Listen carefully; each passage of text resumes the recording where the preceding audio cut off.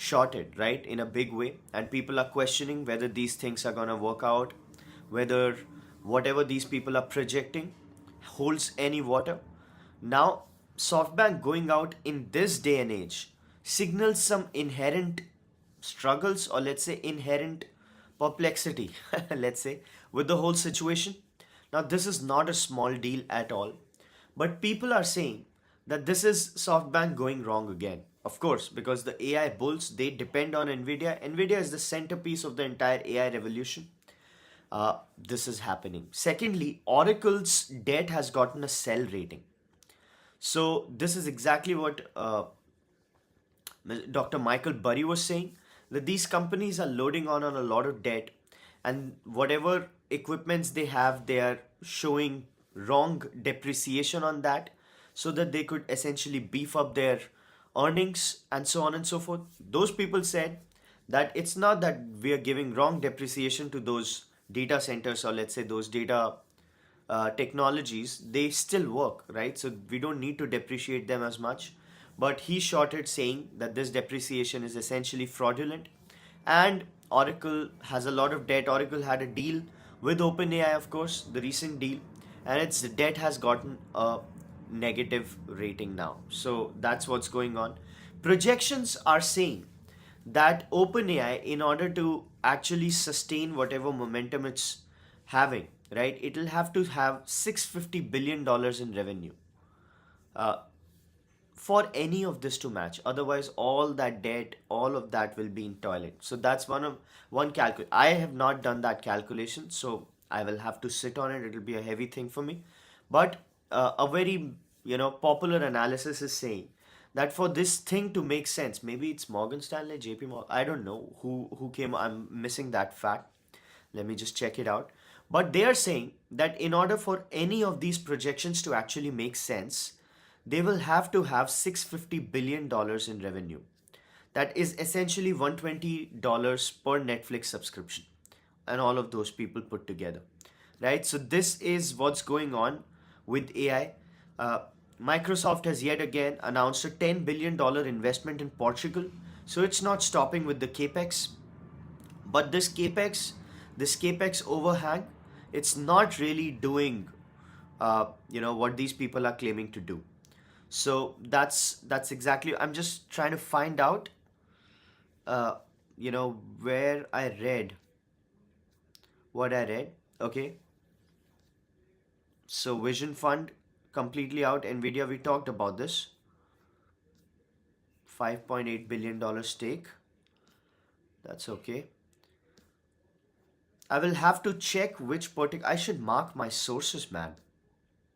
I should mark my sources, right? Anyway, so that's what's happening with AI and the debt that these people are taking. $650 billion in revenue. Now, OpenAI sits at $13 billion right now. $13 billion, they say they are more than $13 billion. Let's say they are $20 billion. $650 billion is just extraordinary. $6 billion is not gonna happen, right? Not gonna happen. So that is the concern with the whole thing, right? Uh, Oracle debt getting negative rating is a big deal. Speaking of US, so let's shift our focus from the whole AI play. Uh, by the way, in the AI VCs, Indian VCs, Indian startups are looking at funding from American VCs. They are looking at Indian applications. At the same time, people are saying, Mr. Musk has retweeted this in support, says every app that is being built on OpenAI, on LLMs, will be made by those LLMs itself, right? Obviously, I don't agree, but that is some concern, because the thing is itself so shaky that there is no money coming in. There's just a lot of money going in, right? $1.4 trillion in capex commitments from OpenAI. It needs to feed the monkey. And in order to feed the monkey, it'll actually have to find out revenue in places you don't expect, right? So there are people who are saying that these people will actually get on the large revenue opportunities that are built upon LLMs. So that is obviously a systemic risk in play. I suspect it won't happen. It can't happen. But the jury is out, so let's see what happens with that. Speaking of the Indian startups are looking at funding despite all this, and US and Indian relationship is looking at closing in of a deal. Mr. Trump says that India has basically stopped purchasing oil from Russia, thanks to which he will reduce the tariff, a fair deal in sight. We talked about this, that's moving closer, right? Reducing Indian tariff. Right now, there is a tariff of, there is essentially they're looking at the BTA, which reduces tariffs. It is 26% of an additional uh, tariff which India is having to pay, right? That is gonna go out. So, uh, U.S. president comes months after imposed 25% penal tariffs on Indian goods, increased total American tariffs against India to 50%, amongst highest in the world. So that's gonna go out, and let's see to which extent it goes out, right? Speaking of US, folks, we've talked about how US essentially is trembling. US auto is definitely trembling. We talked about Ford's CEO's comments on EVs, on Chinese EVs. He's come out with a new statement. He said that we essentially reversed engineered a Tesla and a Chinese car, right? The EV play. And we found out that we had 1.6 kilometers uh, length of wire extra than those guys. So we'll really have to go out of the way to compete with them. This is a major automaker, the second biggest automaker of US, talking about electric vehicles, Tesla and BYD, and how it's getting left behind. Just a week ago, he said that if we don't deal with the Chinese automotive threat, they will put us all out of business. Not my words, his Ford chief saying that. So obviously, that's going to be very, very difficult, right? Very difficult, whatever happens in the auto sector. Tesla is obviously still reeling in good money because of the future it is promising with robo taxis and the humanoid robots. So the humanoid robots are supposed to be the biggest, uh, product ever. They want to be the highest human interest product ever, and that's the fulcrum upon which the whole AI revolution is standing. Even OpenAI, what it's claiming is that it's gonna make money on hardware devices built in uh, on its technology. Everybody is very bearish on this situation, but at the same time, you need this thing to stand, right? US at the moment is extending its mortgage lines, like for real estate, 50-year mortgages, for cars, many years of mortgages, 15 years mortgages, just so people can pay extra, but the deferred purchases essentially lead to reduced risk of default. So let's say if somebody is actually going to default on your payment, you know it. There are two ways to get money from that guy, right? First is to beat him to pulp and get the money anyhow. That is the Vasuli Bhai model, right? But the second is to actually defer the payment, right? Extend the duration of the lease, extend the duration of not the lease but the mortgage, right? And that's exactly what the government is doing. So there are a lot of systemic problems when it comes to Indian economy, oh sorry, American economy, and nobody knows how these people are going to deal with that. Speaking of American economy, it has actually bailed out Argentina by $20 billion, right? So they got blamed for supporting Argentina with a $20 billion bailout, and they said, why do you call it a bailout? This is not a bailout. We essentially, what we did with Argentina was a currency swap, a swap line. So, what is a currency swap line? Do you know about a currency swap line, folks? Currency swap line is when two countries agree to essentially take each other's currency, and they'll have to pay. So Argentina gets agrees to pay a certain amount of dollars in its own currency. So America takes some pesos, Argentina takes those dollars, and Argentina has to pay the American government. Even if the peso falls, they'll have to pay the exact amount of dollars. So it's not a loss-making trade, said the Secretary of U.S. Treasury Scott Bessent. He said it's not a bailout, firstly, and say it's a profitable trade. And thirdly, America has a lot of opportunity in the Latin American space. We do not want a hostile government. We don't want the Javier Milei government to fall, because then if the country falls to a hostile regime, right, we'll have problems like we are having with Venezuela. So that's what's going on in the geopolitical space. Of course, a lot of action: Russia, Ukraine, Afghanistan, Pakistan, uh, Israel, and then now India is Mr. Modi, when he was in Bhutan, he gave a speech that it pains me to be here, right? But we are gonna punish everybody. So again, Operation Sindoor kind of a situation happening with India. Nobody knows how this is gonna escalate. So it's a pretty weird situation. Uh, let's see how it unfolds, right? Let's see how it unfolds.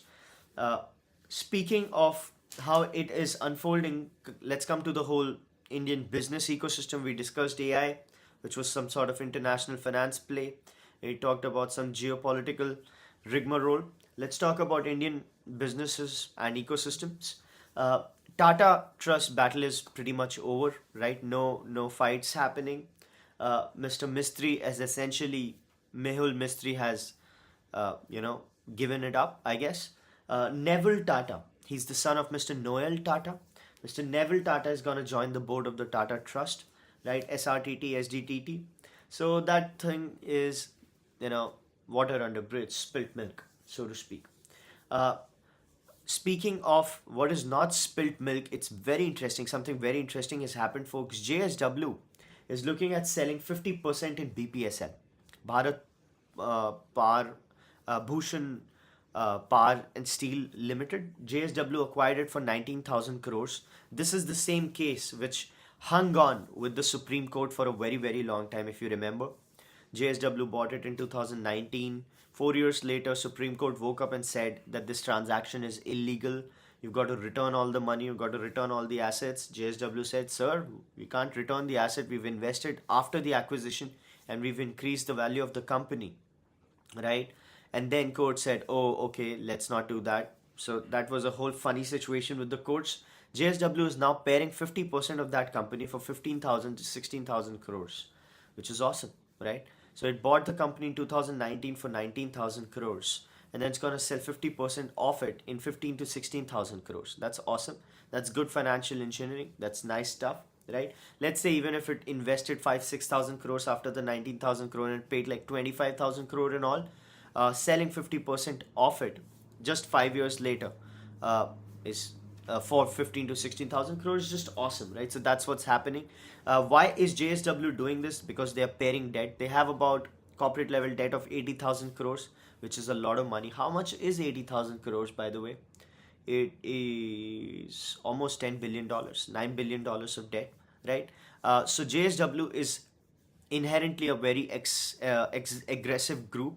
So it doesn't believe in, it has not historically believed in conservatism as far as expansion is considered.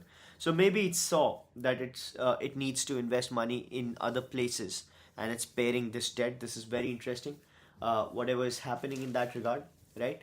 Speaking of what is interesting, Indus Ind essentially is putting former executives on the block, clawed back bonuses, cases, and so on and so forth. Indus Ind is of course a dumpster fire truck because of the whole Hinduja connection, right? The company, the Forex rigmarole that they had, they essentially laundered money, and they just didn't launder money; they cooked the books.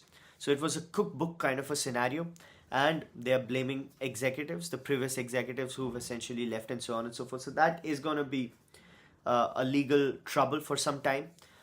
Whenever that happens, lawyers make money. You know what happens, right? Lawyers make money. Let's move forward with the whole situation. Uh, mhm, mhm. Okay. Speaking of some cooking books and laundered money, Mehul Choksi, he is the diamond guy with the Gitanjali case. If you remember, these people took a lot of loans, some 12,000 crores, $2 billion in that time, right? They took all that loan and they just fled. So he's currently in Belgium. Belgium's extradition has been signed, and now this person is, appealing that extradition, but at the same time, uh, his information is going to be shared by Belgium. So that's a diplomatic win, let's say. What was the other guy who was, so Mehul Choksi is the Nirav Modi. He's the uncle of Nirav Modi. Both of these assholes took public money and just went, right? And then they gaslighted the banks for asking money. So when banks said that you're not paid the money, and your account will be, uh, it will be considered as a bad loan. They said that now you've spoiled our reputation, and because you've spoiled our reputation, we won't be able to pay you back. So we are going by. Those kind of assholes are a blot on the Indian entrepreneurial and business ecosystem. And maybe they come back. Maybe they come back, right? Maybe. It's a big maybe. But someday they come back. Moving on, folks.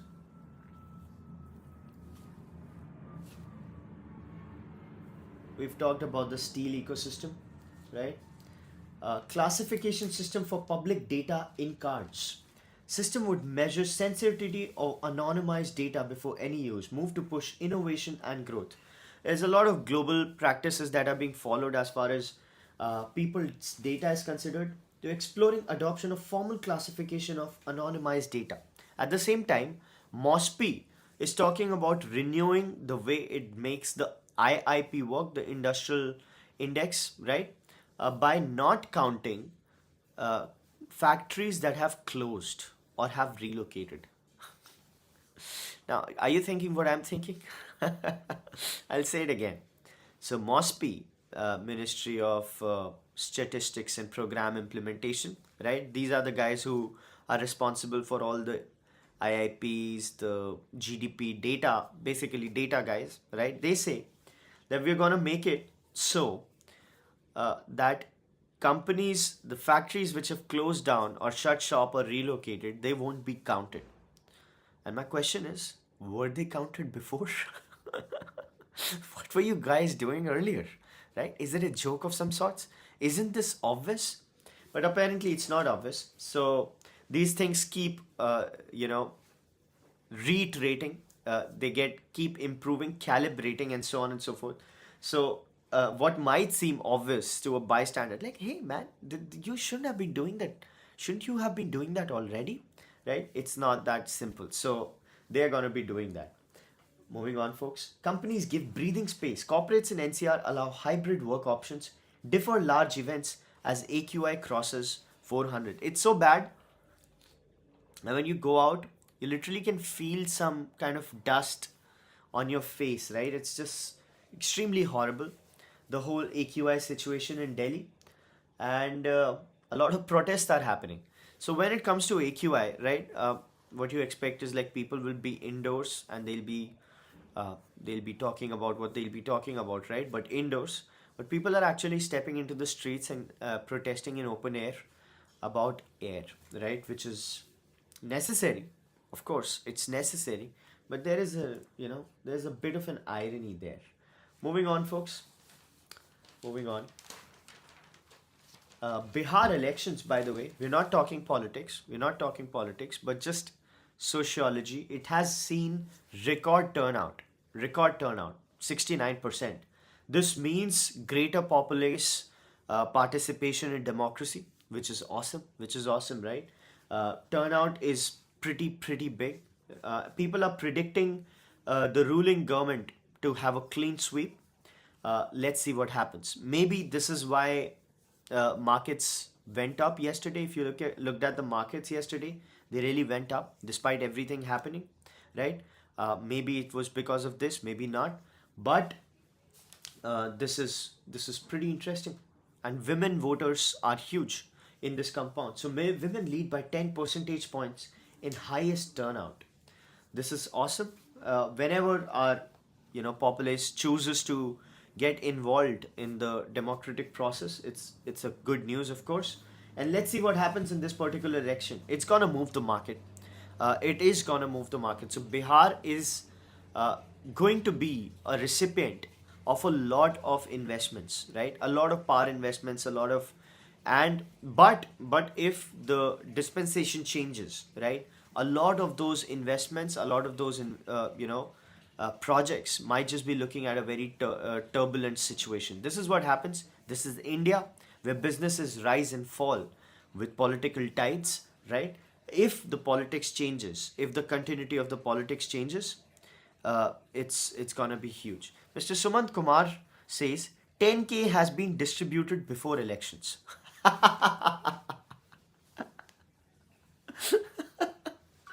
10K has been distributed before elections. This is why I don't talk politics. I did not know that. I was just here celebrating record participation of people in a democratic event, and then a viewer says that these people got money. Oh my god, makes me sad.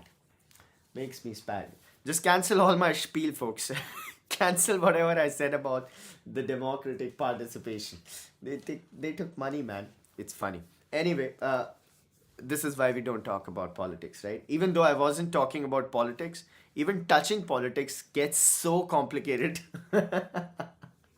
Right? But this is an interesting angle. India Russia summit to boost small nuclear reactors, right? Localization. Nuclear tech is, of course, seeing a lot of flux. A lot of flux. So, small nuclear reactors, they are called SMRs, small and modular nuclear reactors. That is a tech which India is focusing on. If you remember, nuclear reactors are getting the land, which is end of life land for existing power plants and so on and so forth, the different oil and gas power plants, just so they don't have land acquisition troubles. They are getting that kind of a treatment, right? So, nuclear power is the foray of energy generation. 2047 has a lot of energy goals when it comes to nuclear, when it comes to green hydrogen. Speaking of 2047 goals and green hydrogen was supposed to have a 2030 goal of 5 megawatts of generation, something of I'll tell you the term later, the unit. But it was supposed to, that has been delayed by 2 years. So it's going to be 3 megawatts, and by 2032 it'll hit 5 megawatts. So they've basically delayed their timeline, delayed their projection of essentially going ahead with the green hydrogen technology. So let me just put in that number for you so that you are pretty solid in that regard. Just 1 second, folks. That's what's happening with green hydrogen. I read that number, and I just don't want to miss the unit. So yeah, 3 metric ton. 5 metric ton goal will be pushed to FY32. So that's what's happening. 3 metric ton will be achieved. So a lot of action in renewable energy, of course. India has exceeded its renewable energy targets, right? 50%. It was supposed to hit by to 2030. It's already hit it 2025. So 5 years ahead of the target. So a lot of action. Nuclear energy is going to be huge. A lot of what we discussed, viewers of Thinkers Frequency might remember that the whole energy paradigm is going to see a very interesting development. So a lot of AI data centers, all that generation, the power usage of data centers, that's going to lead to higher energy demand, right? That energy demand is going to see a rise in energy supply because of the nuclear, because of all the renewables that you're talking about, right? Adani, by the way, is setting up a major battery storage, energy storage plant in Gujarat. It's like lithium ion battery play. It's huge. It's biggest in the country. Great. So all of this AI data center demand is going to lead to a rise in energy demand. Energy supply will also start rising up with nuclear, with all the renewables that are going up, right? Suddenly, that tech will essentially lead to improvements in energy requirements. So the semiconductors, the data centers will start requiring less and less of energy. That's what they're working on, right? So if you look at China, if you look at these people, they're figuring out ways to build GPUs, they build TPUs which require less energy. Sooner or later, they're going to be able to find ways to cut down energy exponentially, right? When it cuts down energy, the supply of energy stays intact, right? That can't be curtailed back. So there's going to be a sudden crash in energy, sudden deflationary crash in energy. That's a prediction that I laid out like 100 days ago, and it's going to happen, right? So you got to wait for a couple of years, and you're going to see that oversupply of energy, which basically takes place by 2028, 2029. You're going to have a lot of nuclear reactors, especially in US. So US is going to be the first place, or China is going to be the first place where this happens. Like China is already facing a energy deflationary play, but it's going to happen more as it buys and builds more data centers, right? It's going to crash. The energy prices are going to crash because there's going to be oversupply. And this technology will keep getting better. It'll get energy efficient. It's going to be a very interesting play. Any thoughts on REC and PFC stock in the energy play? You'll have to read about it, Mr. Kumar. Uh, Asks Mr. Sumanth Kumar. If anybody has, thoughts on it, please share on comments. But I'll have to, as I said, this whole thesis, it's a bit complicated. For in the near term, obviously it makes a lot of sense, right? But uh, renewable energies, energy companies, I mean, definitely solar is gonna be up, and it's going up, right? So definitely that play is up right now. But as in the long term, I'm seeing what I'm seeing, which I just told you, that there's gonna be some deflationary impact of the decrease in consumption of energy by AI companies, and it could happen like 1 year from now, 2 years from now, 3 years from now, maybe 4 or 5 years from now, but it's going to happen because at the pace at which these people are adding energy, production, uh, it's just going to be a very, very interesting situation, which is not going to be good for people who invested in energy, right? So that's my reading of the situation. But yes, for near term, it makes sense, right? For near term, it definitely makes all the sense in the world. That overhang, which I'm talking about, the strategic overhang, which is only going to play out, let's say, in at least couple of years or three. So, uh, for till then, it's a good play. Moving on, folks. A lot of action, right? Just 1 second. Vodafone Idea's failing capex raises red flags on network growth. Vodafone Idea, the perpetual dumpster fire, right, made a net loss. So net losses were. Uh, there is a comment on LinkedIn. Hi Nishant, I am building hydrogen powered eVTOL air taxi. Whoa, wow! All the luck to you, Mr. Ratan Deep Tripathi. That sounds amazing. We'd love to have you on sometime. Yeah, we could discuss about your hydrogen air taxi in our discussion, in a live discussion. So send me a message on LinkedIn, tell me all about it, and then we'll have a segment on the show, right, with you on.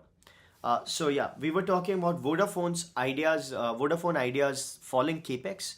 Its capex has fallen, revenue is falling, losses have narrowed, but still 5,500 crores of net losses. It's losing customers, of course.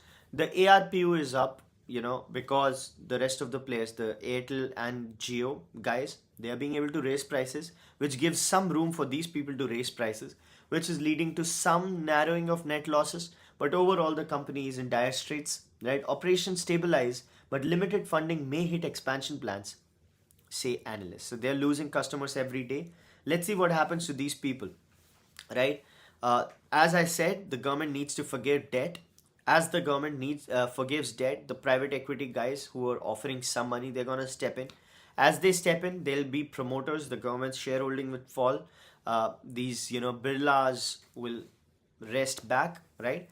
And when that happens, something good might happen to Vodafone India. But till then, right? It's just bad news one after the other. It's just one news and the other news, and it's all bad all the time. That's Vodafone India, right? Uh,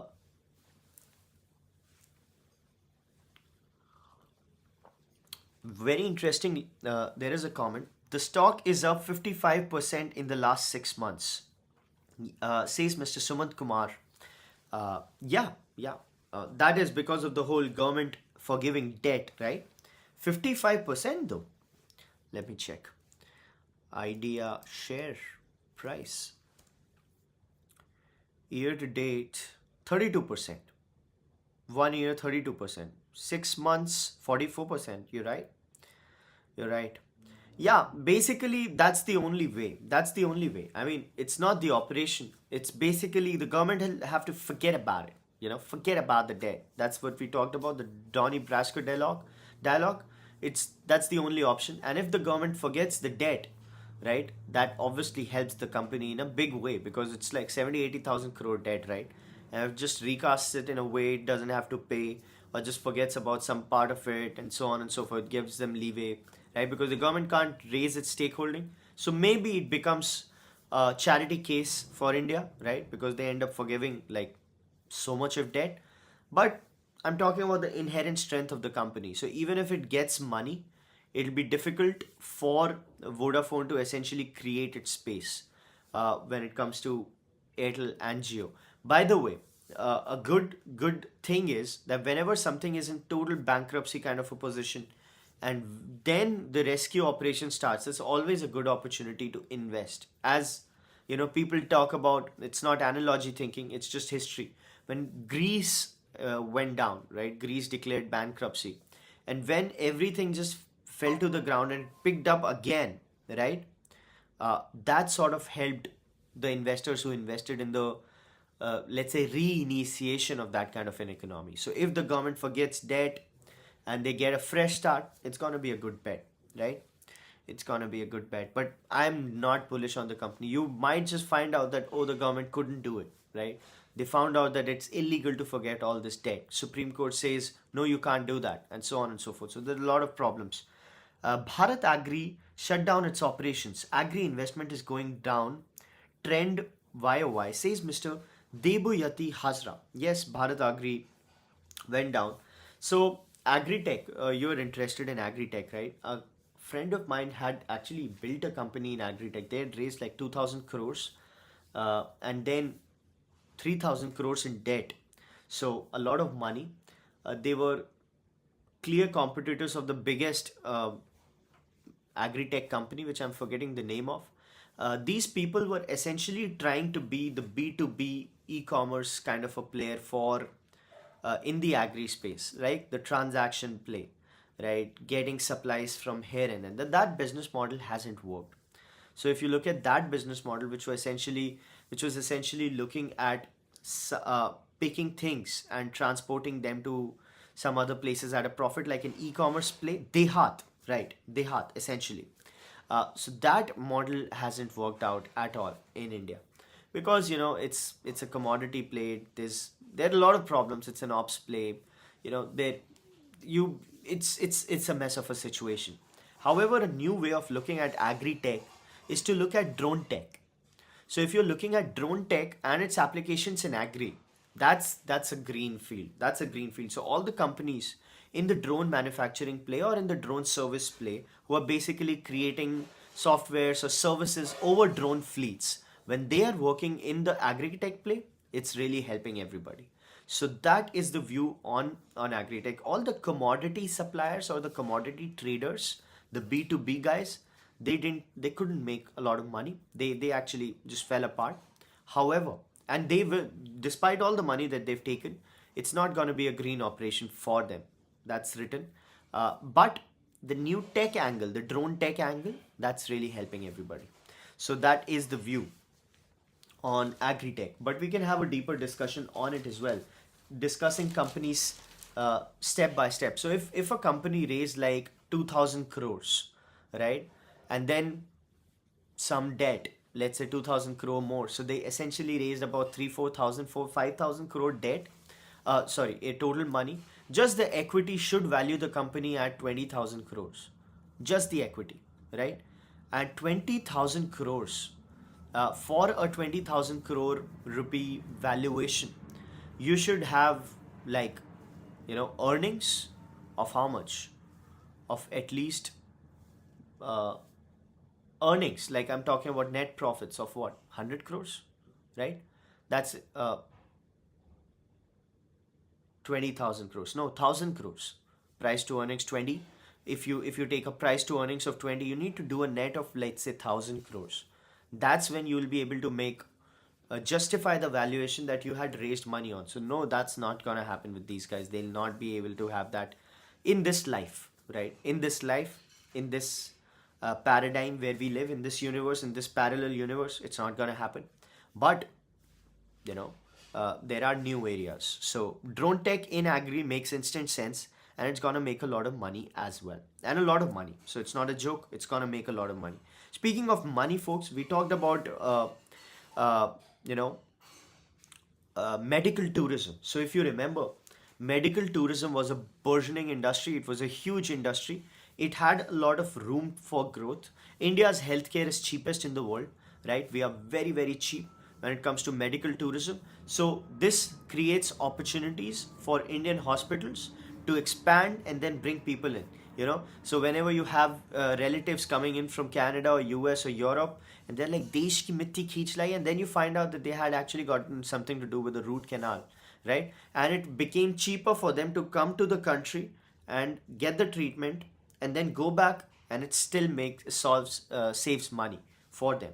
So medical tourism is evaluating the idea of giving visa on arrival for all the medical tourism. So Mr. Peeyush Goyal says that visa on arrival from, let's say, places like US, Europe, everywhere, right? If they're coming in for medical tourism, is a good idea. What that means is the friction will reduce like anything, right? Visa on arrival. So they'll come to the country, get treated. This is exactly why, this is one of the very big reasons why hospitals are getting so much of investments. So if you realize that hospitals are getting so many PE deals, right? So much of primary capital, so much, it's all happening because of medical tourism having such room to grow. Right now, the industry is at what? $5 trillion. The minister noted that the global medical travel market is 800 billion and grew to 1 trillion. That's the global market. Indian market is, let's say, around 6-7 billion. It could grow to 6 to 18 billion in 3 years. So it's going to be tripling in 3 years. It's one of the very, very big industries, right? That's what's happening. Moving on, folks. Grow may not grow much on the listing day, says the report. It says the grey market premium on Grow is not that great. So it's not going to have a bumper listing, right? Lenskart also didn't have a bumper listing, of course. I shorted it twice in a row. Yesterday's short didn't really make money, but it didn't lose money as well. The first day I made like 2%. That was awesome. Right? So Grow, despite being such a good company investment wise, it's a great company. It's like the kind of company you can invest your money and just forget about it, and then a couple of years later you're going to see that your money has tripled, let's say, at the very minimum. So I mean, hopefully, because there's just one case or a couple of cases where the company just blows up, and that is if the promoters are fraudulent, right? That you cannot factor in. If the management is corrupt, right, that's when so much of money it could go wrong. Otherwise, Grow is a great company, despite being a great company, and despite having like a fair valuation when it comes to a ludicrous place like Lenskart. So Grow also is public on a $7 billion valuation. Despite all of that, it might have a muted debut. If this continues, right, the primary capital on the listing play, the IPO play, will go down. So all the FPIs, they are also bullish on IPOs. They're not bullish on the secondary stock market, unfortunately. They're just going heavy on IPOs. All of that is going to come to halt if just a few IPOs go bad. And if Lenskart just falls like, let's say, 50%, right, which it can, right, 30%, 40%, 50%, if it does, for whatever reason, right, you're going to see the entire IPO market drying down, right, in a very, very quick span. For a while. Not forever, of course, but for a while. No Oktoberfest for equity funds. Inflows slip on investor caution. Uncertainty over market direction holds back fresh lump sum investments. SIP flows marginally rise. Debt mutual funds drop big money. So still, equity money not going green. What is the gold doing, by the way, folks? Let me check. GLD price. Oh, it's up. It's up 0.39% today. In the past 5 days, it's up 4% almost. It's past 1 month, it's parallel. So all the losses it made, it peaked at $403. It's now at $380. That is 5%. So it's still down 5% from the peak, but it's gradually making up for all the losses. So gold is up. Moving on, folks. I told you gold was going to go up, right? Everybody told you, I guess. It was not such a brilliant thing to think. But moving on, Pine Labs issue subscribed 2.4 times, another T-Pid IPO. Capillary Tech, all these people. There are some earnings coming out. They're not that bad. Transformers and rectifiers hits lower circuit again. So this is a company which deals in clean energy and auto parts, right?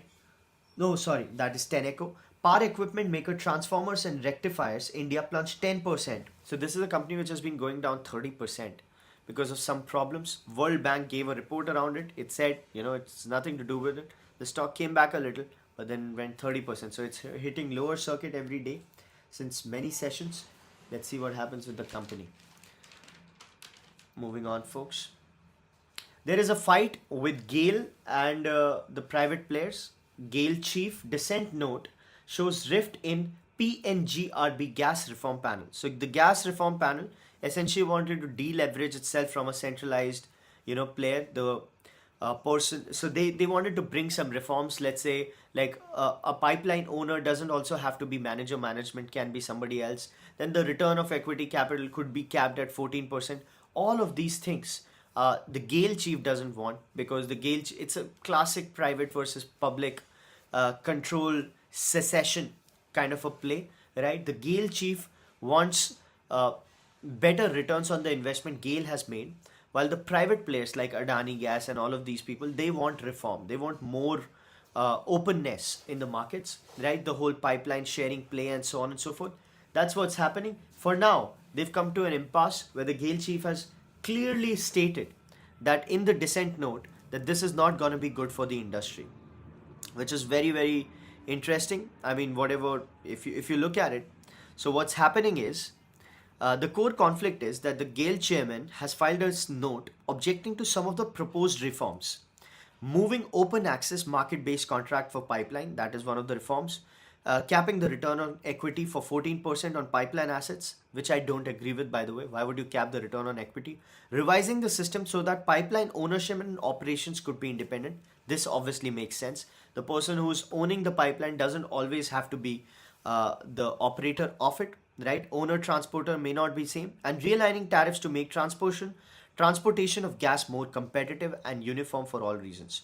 So that's a few of the things that these people are looking at. GAIL chief doesn't want it happening. That's exactly what's happening. Adani, by the way, the battery storage in Gujarat, India's largest clean push, right? 15 gigawatt plans by FY27. Moving on, folks.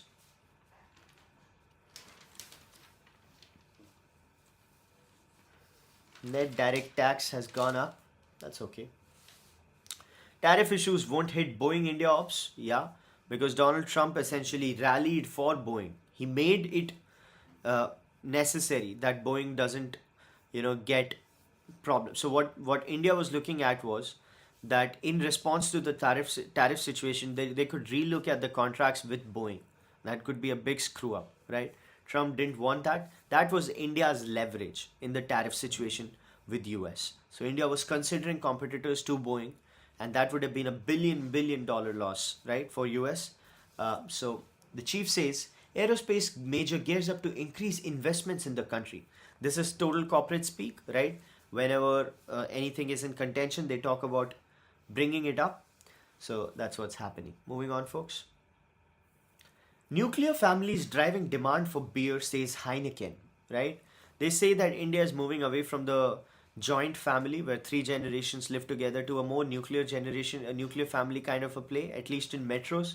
And those people are beer drinkers, so there's space for premiumization, right? Well, that is true. So you can't refute that outright, but that's also false. But because this is just a hedge speak, of a company which is reliant and which is looking at a declining consumption. So if you look at it, doubling down on India after taking full control of United Breweries in 2021, right? India's shifting family structure is reshaping country's drinking culture and unlocking world's next major beer opportunity. Beer right now is 1/10 of the liquor consumption in the country, 1/10. Let's see how it shapes up the market. Right now, it's good news for any beer company which is not Bira, because Bira was going down, and as Bira goes down, the space it had carved out in the market will be open for other people. For investment point of view, right?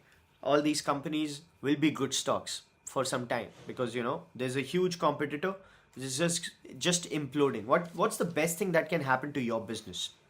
Right? What is the best thing that can happen to your business? That your competition just blows up, right? I have friends working for UB, says Mr. Ashutosh Bhandekar. UB share is growing in market. Well, not surprising at all. Not surprising at all. Moving on, folks. Uh, Very interestingly, you know what's happening with the entertainment industry? The studios and so on and so forth, the franchisees, they are looking at gaming. Now, viewers of Thinkers Frequency would remember we talked about how gaming is a very green business while movies and music go down, right? Gaming is bigger than music and movies put together, right? Gaming is an opportunity which is growing, especially considering India's cultural context, right? We don't have much games, we don't have much casual games, even mobile games. We're not that creative country, right, when it comes to the gaming play. But that doesn't mean that we shouldn't do that. And what these companies are doing are increasingly turning to mobile games to boost engagement and diversify monetization as passive viewing slows. This is another hedge of the film industry. Essentially, they are looking at gaming as a play. This should not be surprising at all. This should not be surprising at all, right? This is very, very interesting. Chota Bheem and Singham and all of the Chota Bheem and Singham, by the way, is a Rohit Shetty production company. So Little Singham, the cartoons that you see, that is a Rohit Shetty enterprise. So he's spawned off an entire animated line which is more profitable, right, than films. So that is working out for him, and now those things are gonna be translated into gaming action, which is just beautiful, right? There's a lot of scope in gaming. If you read viewers of Thinkers Frequency, remember how we analyzed uh, Mr. Amish Tripaঠি's statements about Indian gaming, that cinema couldn't be a cultural export for India, but gaming could be. So gaming has that potential where it could actually lead to some sort of cultural exports. Let's say Japan, how manga works for Japan, right?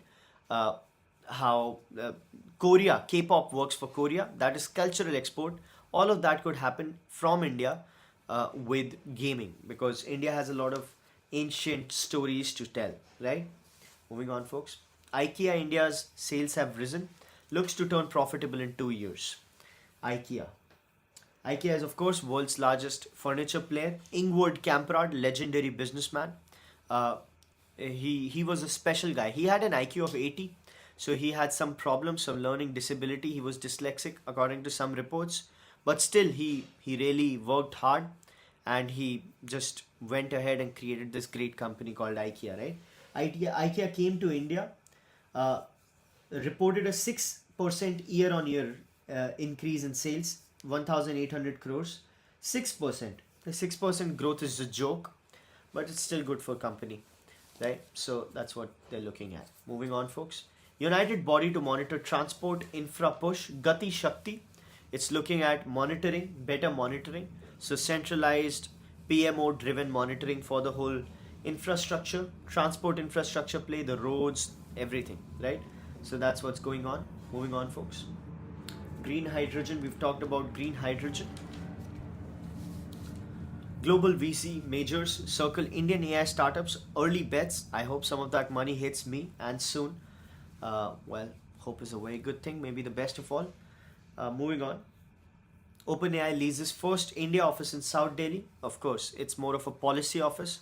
They're not going to do anything except lobbying with the Indian government for better access to the Indian market. India should show a big finger to these guys. They need, as I said, as I've been saying, India needs its own uh, LLM, and going mainstream. We need mass adoption of LLM from India. Otherwise, we're going to lose out to another wave, another paradigm shift, right? Just as we lost the whole app ecosystem, the whole internet ecosystem.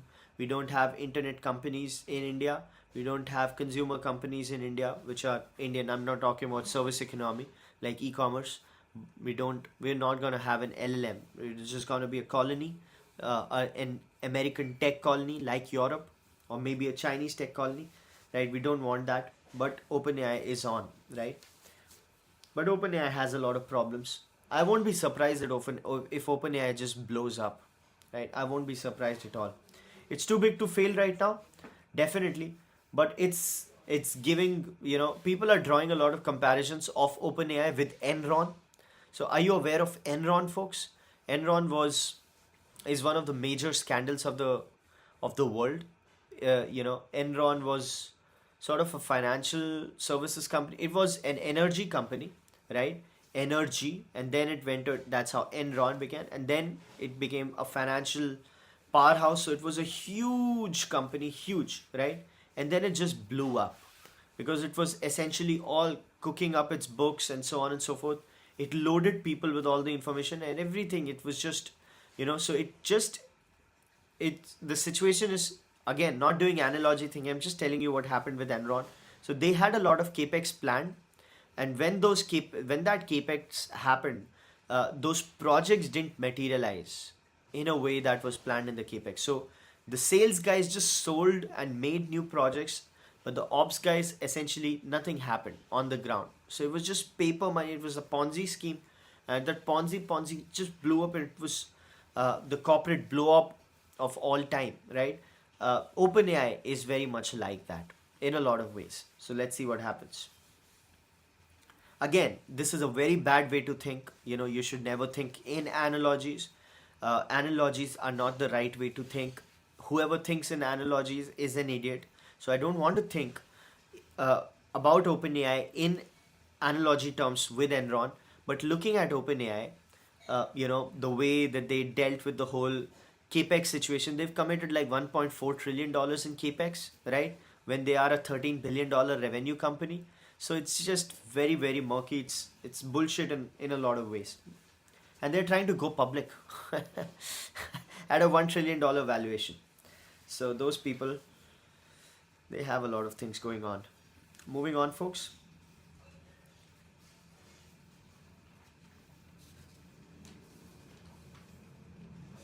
US Senate votes 60-40 to reopen government over to House. So US government is gonna open. If US government opens, a lot of action is gonna happen, right? Good for markets. Good for markets temporarily. Let's see what happens later. I already told you, we saw it coming. Nothing is gonna happen with this shutdown. Democrats have no chips. Republicans have all the chips. Do you remember that? That was a prediction that this is not gonna last, and it's not gonna happen how Democrats are gonna are thinking, because Republicans basically threatened they'll fire essentially federal workers if this shutdown didn't materialize, right? It didn't get compromised. So exactly that prediction playing out true. Sort of later than how I didn't expect it to last it as long, but it did. But it's out and it's okay. Moving on, folks. Small business optimism slips to 6-month low. There's a lot of problems with US economy right now. Mr. Peeyush Sethi says even after a $1 trillion valuation, OpenAI will have to set at least $500 billion of debt. How can it all materialize realistically? There's no chance. It's just very weird, very weird. And Sam Altman just creeps me out, right? He creeps me out. He literally creeps me out. It could be a personal instinct-driven thing. That guy sounds weird. Anyway, folks, what is not weird is the 4K revolution reviving Indian cinema. As we know, a lot of people are not going to theaters to watch new movies. New movies are showing in a lot of problems, right? Box office collections are muted. A lot of issues with cinema. What By the way, Huck is a very good movie, so you could go and watch Huck. Terrific movie, absolutely one of the best to have come out of Indian cinema. Extremely good movie in every way possible. You should watch Huck, right? Uh, Now, what's happening with these people is that they're trying to revive old cinema and giving it a 4K touch. So the movies that they're looking at, the films such as Awara 1951, Silsila 1981, Umrao Jan 1981, Chandni 1989, and so on and so forth. These things are getting 4K treatment so that the nostalgia value essentially gets people in the theaters. Do you think it's gonna work out? Do you think people will be interested in watching old movies in the theater? Very old movies. What do you think about this strategy? What are your thoughts about this strategy, folks? Do you think it's gonna pan out? What do you think? Well, yes and no. I think it's not gonna pan out, more or less. It's not gonna be an endeavor which saves cinema, definitely, because not a lot, says Mr. Peeyush Sethi. Exactly my thoughts. I don't think it's gonna work out in that way, but yeah, it is a good way to, let's say, get rid of seasonality. So what cinema essentially has a problem with is seasonality, right? There are waves of movies that do well, and then everything goes down, right? There are waves which go down. That's not good for the business. So this particular move might just offset that seasonality aspect of it and gives sort of a stream of revenue in all seasons, right? So that could be very good for the industry. But overall, I told you when Mr. Bijli came out and said we have a very active pipeline, it's going to be a good year for cinema. I said no. I like him, I love him, and I respect him. He's trying to be the cheerleader for his industry. It's not gonna pan out, and that's exactly what happened. All the big releases that these people were talking about, right? Nothing happened. So let's see how cinema evolves. We need good cinema. I'm a huge movie buff, of course. The world needs cinema. Society needs cinema. Very good cinema. It has the power to change the world, right? A good movie changes your mood for many days. So I am very fond of movies. I just hope they are able to reinvent themselves. And with that, we come to the end of the 167th episode of Thinker's Frequency, our daily mental workout, our daily dose of insights and analysis, which don't lead to paralysis right before we punch in. It's 9:22. We should punch in now. I wish you a beautiful day personally and professionally. I'll see you tomorrow, same place, same time, hopefully. I should thank Mr. Duncan, Mr. Sumanth Kumar, Mr. Debuyati Hazra, Mr. Ashutosh Bhandekar, Mr. Peeyush Sethi, Mr. Ratandeep Tripathi on LinkedIn, and everybody else who joined. I hope you had fun. I hope this added value to you. Please take care and have a beautiful day. Bye.